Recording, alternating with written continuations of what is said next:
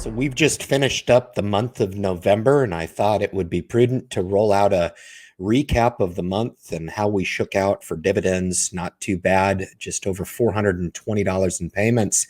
In this video, I'm going to roll through the stock that paid the dividend, what account those holdings were held in, and what the bottom line was for November. So we're going to jump into the account now, guys. Please enjoy the review.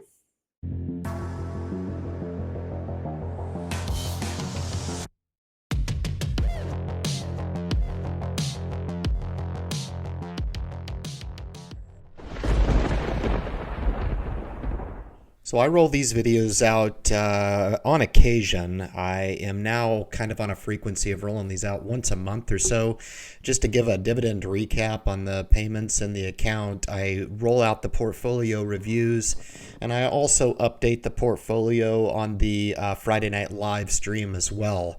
Every single Friday at 9 o'clock. So you guys are welcome to tune into that. I always provide just an update on the dollar amounts and the cash to stock equity allocation that I've got in the accounts. But November was a fairly light month for dividend, but $424.94 is the bottom line payment for November. I'm very satisfied with that payment. December is going to be a rather large month. It's historically been one of the largest months for payouts for dividends, but I always like to roll these out and chronicle which holdings paid the dividend in November.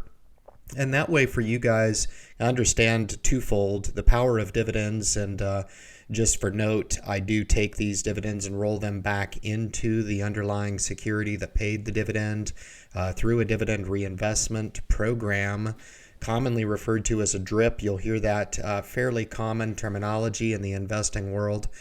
Very, very powerful in understanding that the next set of dividends that will be paid on these that I'm disclosing to you guys will be paid on that higher amount. And that's where the dividend compounding effect comes in.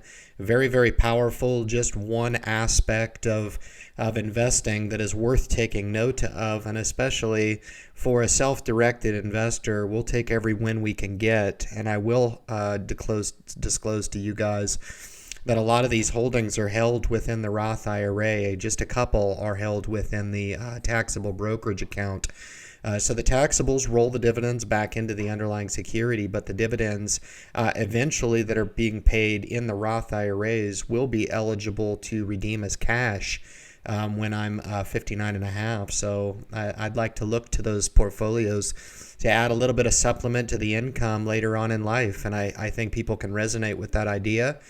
Just trying to set the goal on the horizon and know kind of what we're shooting for.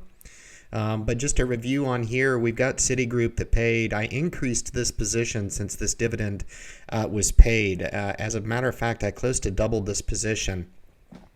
So this 3406 payout, Citigroup is one of the stocks to buy for December that I've will be releasing on a video coming up, or have not already released for you guys. And I'm pretty bullish on the name.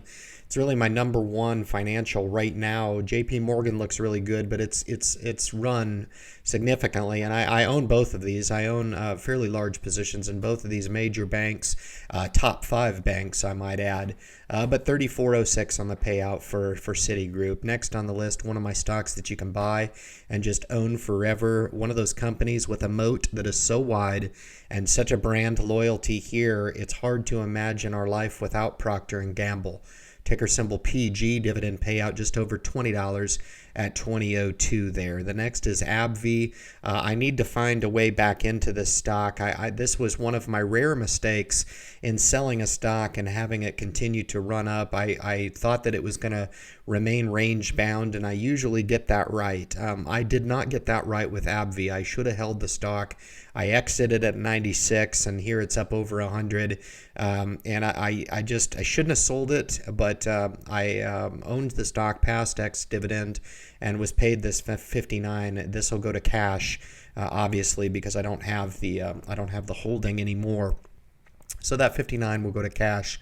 A really nice dividend payer. One of my top stocks to buy in healthcare for sure. As well as one of the other names on this list in Bristol Myers. But in defense, we've got General Dynamics.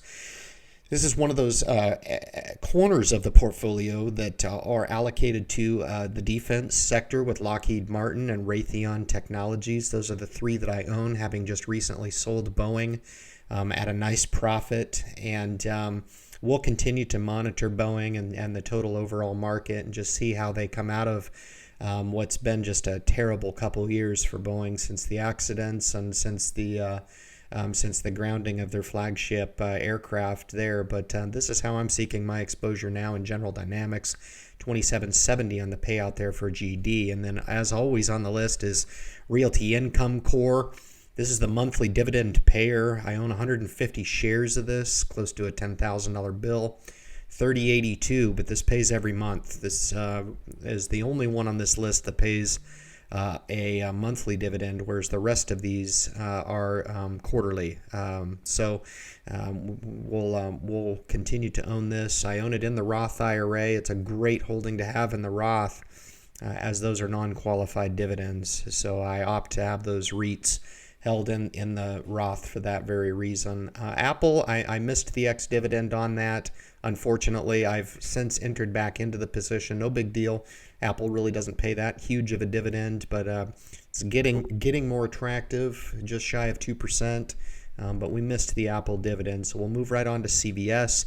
CVS is one of my stocks to buy for sure in the healthcare sector, trading at a good valuation, paid just over a $50 dividend there for the position, and also in healthcare in Bristol Myers Squibb, ticker symbol BMY, paid $22.67. And then one of my largest holdings in the total portfolio, with just over 300 shares of AT&T, nice $105 dividend there. Times that by 4, that's a $420 dividend payment for a year. And I'm looking to increase that position as well. That's a good one. I'm really happy with the entry that I got on AT&T, and I think we're going to grab a little capital appreciation in 2021 on AT&T. Right below that, Verizon, which is also in the telecom space, at 3270 on that payout. That's held within the Roth. So a little bit of counterbalance for telecom, as I own one in the taxable and one in the Roth. So that strategically gives me the opportunity to render those dividends in different capacities. Obviously, I roll them back in both accounts. But someday it's going to be nice to have that Verizon to be able to be turned off and render those via cash.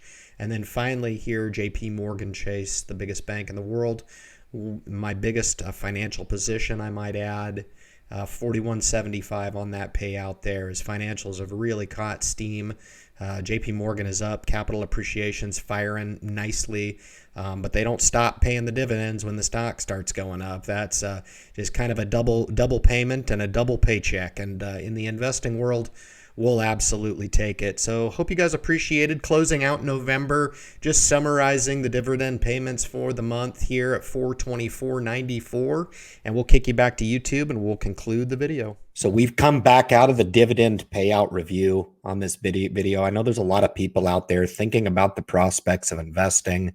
Why even invest? This does a good job of explaining one of the undeniable benefits of stock market investing. I could have never thought that, just starting a short time ago, I would have been rendering these types of results. And this was actually a fairly light month, just over $420 in payments. And I think there's a lot of people out there that could even use an extra $100 or $200 to help with the bills. Now, just think about how you may need that money later on in life. This is one of the very substantiations of why you seek out a dividend program to help supplement your income later on in life. So guys, if it's your first time tuning into the message, you want to make sure and subscribe to the channel. You want to leave your comments at the bottom of the video, share the message with anybody out there that you know would be interested in this type of wealth building philosophy and how I approach the market. The results obviously speak for themselves. Guys, thank you so much for tuning into the message, and good luck in your investment future.